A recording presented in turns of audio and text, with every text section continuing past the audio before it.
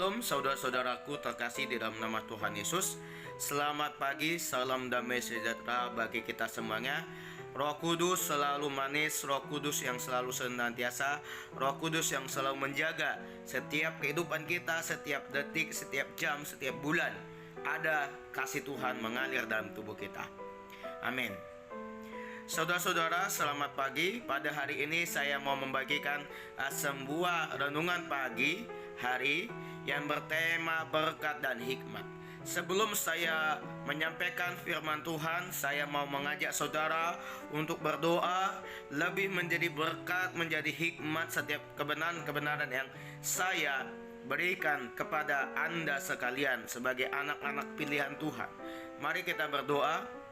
Bapa, pada pagi hari ini kami mengucapkan syukur bagimu Tuhan, karena kami telah menjadi berkat, menjadi kehikmatan, dan masih kami bisa merasakan napas kehidupan kami di dalam dunia kami ini. Tetapi hindarkan kami Tuhan dari dunia yang menghancurkan kehidupan kami, dan biarlah kami menjadi manusia, anak-anak pilihan Tuhan, menjadi berkat hikmat bagi orang-orang yang belum mengenal Tuhan.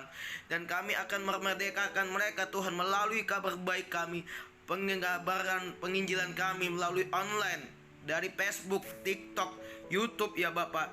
Kiranya Tuhan yang selalu ada, selalu menopang, selalu dalam kehormatan, dalam segala pencobaan kami, tetap kami mengenalkan nama Tuhan Yesus.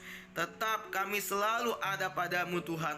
Kami selalu mendengar, kami arahkan telinga kami kepada pengajaran-pengajaran sehat melalui hamba-hambanya yang dahsyat.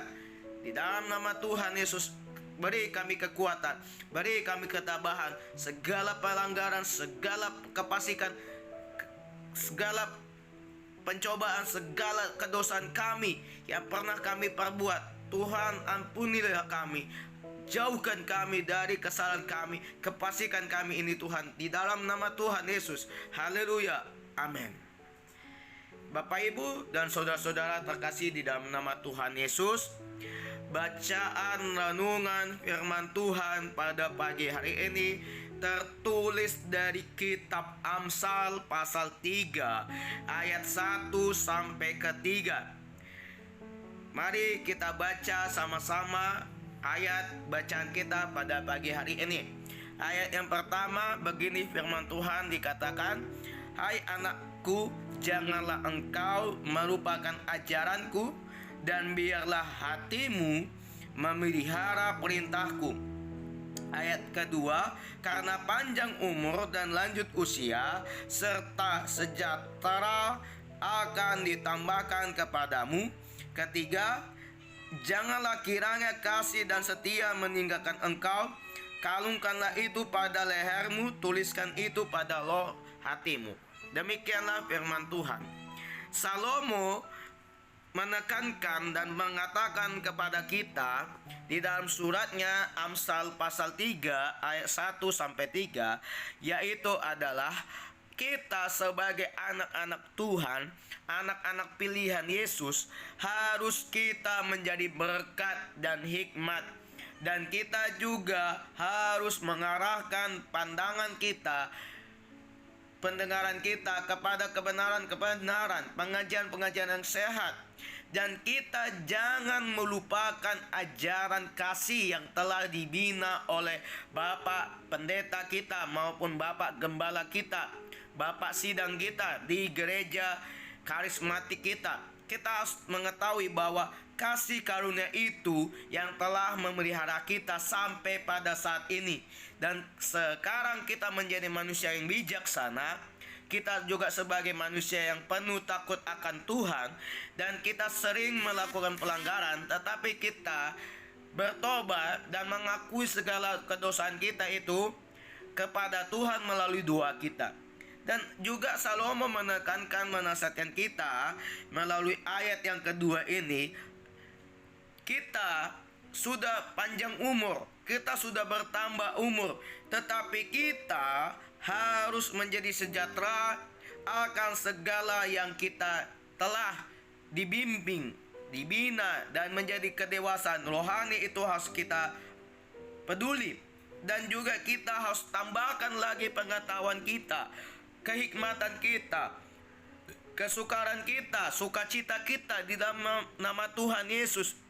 Karena kalau kita tidak memelihara itu dalam tubuh kita, maka kita akan jauh sekali bersama Tuhan. Dan hidup kita penuh cobaan, penuh ketidaksabaran di dalam kehidupan kita. Kita harus tahu, Bapak, Ibu, dan saudara-saudara terkasih dalam nama Tuhan, kita telah ditebus melalui mana? Melalui salib Yesus. Kita sudah mati di dalam kayu salib, dan kita juga telah dikuburkan dosa kita selama-lamanya di lubang goa bersama Tuhan. Kita sudah mati, Bapak, Ibu, dan saudara. Di dalam arti kita sudah sempurna, kita sudah tidak ada kekurangan, kita sudah tidak ada namanya kefasikan, pelanggaran itu sudah tidak ada. Kalau kita sebagai orang Kristen yang menjadi Kristen tomat, Kristen bertobat sekali tetapi melakukan lagi dan jatuh ke dalam lubang yang sama, yaitu dosa, maka dari itu saya sarankan keluar dari pelanggaran itu dan benar-benar engkau mengakui segala kedosaan itu, kemunafikan engkau, dan berdoalah secara hikmat, bijaksana. Dan doa itu jangan terlalu panjang, tetapi doa itu harus bertujuan, mengerti, dan bahasa kita harus jelas, singkat, dan juga mudah dipahami. Apa yang didengar oleh Tuhan, apa yang kita minta, pasti kita lakukan. Dalam kehidupan kita harus kita penuh hikmat. Kita sembah Tuhan, kita puji Tuhan, kita muliakan nama Tuhan. Karena kebanyakan orang memuji nama Tuhan, mengusir setan demi nama Tuhan, tetapi Tuhan tidak mengenal dia. Dan apa maksudnya dari Tuhan tidak mengenal dia itu? Oleh namanya dia mengusir setan, tetapi Tuhan tidak mengenal kita. Karena kenapa? Karena hati kita, pikiran kita jauh daripada pandangan Tuhan.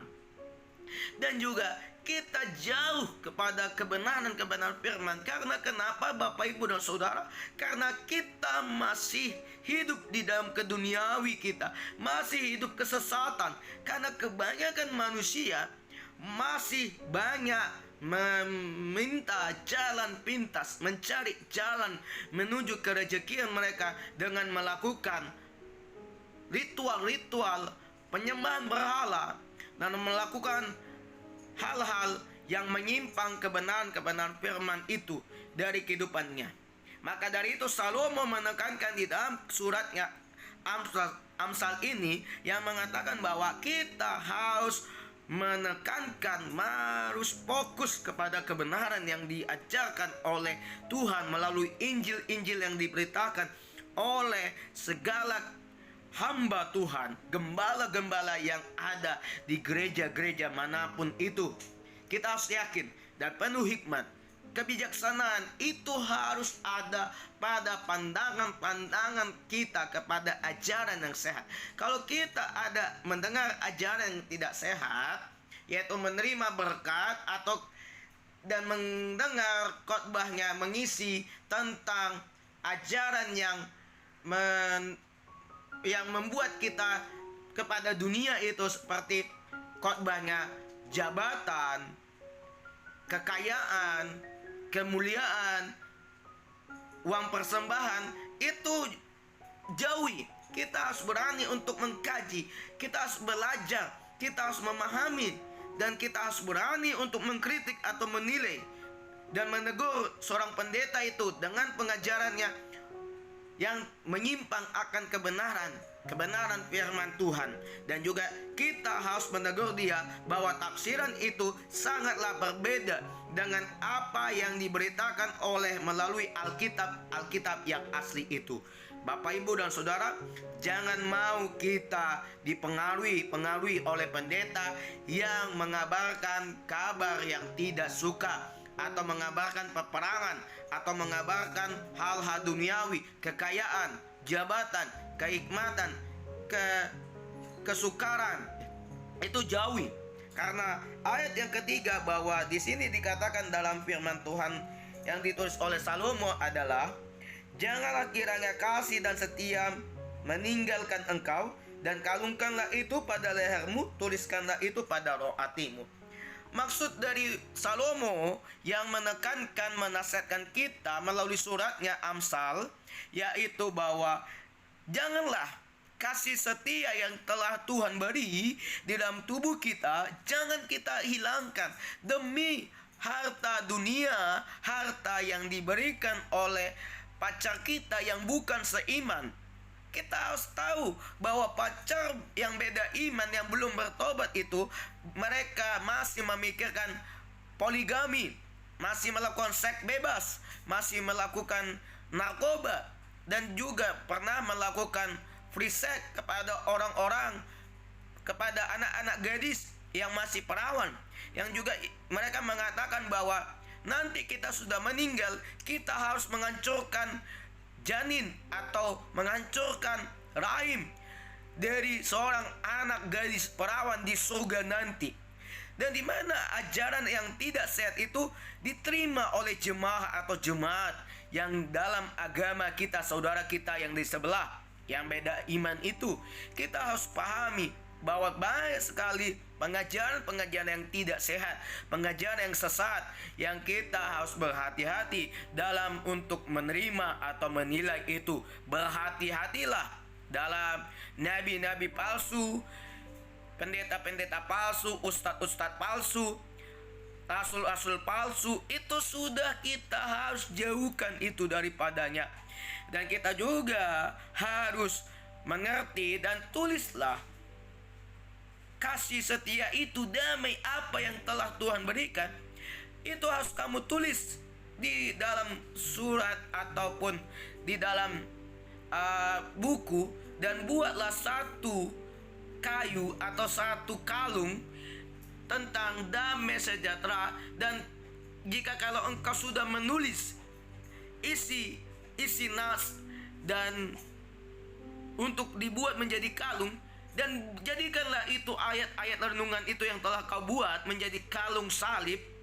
Kalungkanlah itu, kasih kalungnya itu di lehermu, agar kamu mengerti apa yang telah Tuhan beri melalui kalung yang kau buat itu dengan hikmat dan berkat. Kita sebagai anak-anak berkat, anak-anak yang takut akan Tuhan, dan kita harus belajar dari Salomo dan Daud, yang dimana Salomo ini adalah sikap yang bijaksana, sikap yang toleran, sikap yang takut akan Tuhan, dan tidak menyimpang akan pengajaran, dan dia tidak melakukan pengajaran yang tidak sehat, dan juga dia tidak pernah melakukan pelanggaran-pelanggaran yang menyimpang akan kebenaran. Dan juga kita harus tahu bahwa Daud, yang dimana dia selalu dihina, dicaci maki, ditempeleng dan segala macam dari raja, tetapi Daud menghibur dirinya sendiri melalui apa? Melalui kecapi, melalui alat-alat musik dia melayani Tuhan, berdoa, taat, beribadah, sembahyang dia kepada Tuhan dengan penuh hikmat, kejujuran, dengan penuh hati, iman yang kuat akan kesetiaannya kepada Tuhan. Demikianlah firman Tuhan yang saya kabarkan melalui YouTube Alkitab Sabda Official pada pagi hari ini. Tuhan Yesus memberkati. Mari kita tutup di dalam doa kita.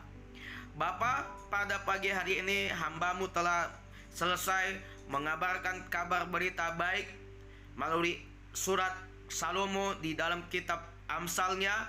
Kiranya Tuhan ajarkan kami untuk menjadi berkat dan hikmat akan pengetahuan untuk mendalami firman Tuhan ini, Bapa. Kami tahu, kami sadari, kami mengerti, dan Engkau memimpin kami kepada jalan-jalan-Mu yang kebenaran firman di dalam kehidupan kami semuanya. Terima kasih Tuhan. Inilah doa kami, inilah pengharapan kami, dan Engkau jangan tinggalkan kami praktik apapun itu dalam kehidupan kami semuanya. Terima kasih Tuhan, di dalam nama Tuhan Yesus. Haleluya. Amin.